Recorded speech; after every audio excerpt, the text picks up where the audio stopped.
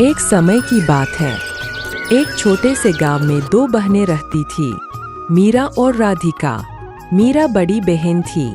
उसके कम पढ़े लिखे होने के कारण उसकी शादी एक गरीब किसान राकेश से हुई थी, जो दूसरों के खेतों में मजदूरी करता था, और मीरा दूसरों के घरों में झाड़ू पोछा का काम किया करती थी। दोनों मिलकर खूब मेहनत करते थे, तब जाकर उनका घर चलता था।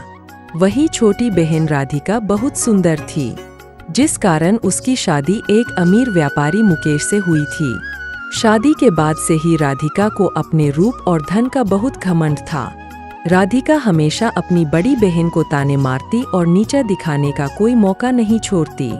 जब भी मीरा उसके घर जाती, राधिका की बातें सुनकर बहुत खराब लगता था। एक दिन मीरा सुबह सुबह अपने काम पर जा रही थी, तभी उसे रास्ते में उसकी छोटी बहन राधिका मिली। दीदी, तुम्हें देखकर तो यही लगता है कि गरीबी सच में बहुत बुरी चीज होती है। तुम्हारे हाथ तो देखो कितने कठोर हो गए हैं दूसरों के घरों में काम करते करते, और यह कपड़े लगता है बरसों से बदले ही नहीं।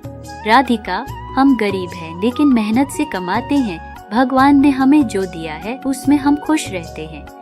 हाँ, खुशी तो दिख ही रही है, लेकिन क्या करूँ, मुझे तो आदत नहीं है कि मैं तुम्हारे जैसे गरीबों से ज्यादा बातें करूँ। वैसे भी मैं और मोहन जी तो शहर के बड़े लोगों के साथ उठते बैठते हैं। मीरा के आंखों में आंसू आ जाते हैं, लेकिन वह कुछ नहीं बोलती।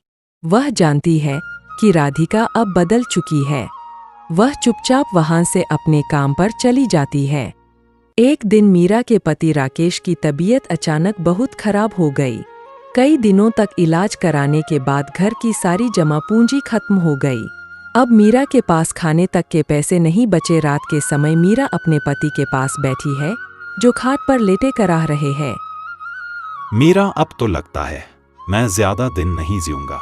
हमारे पास तो अब कुछ भी नहीं बचा, बच्चे भी भूखे हैं। नहीं राकेश, ऐसा मत कहो। मैं कुछ ना कुछ इंतजाम कर लूंगी।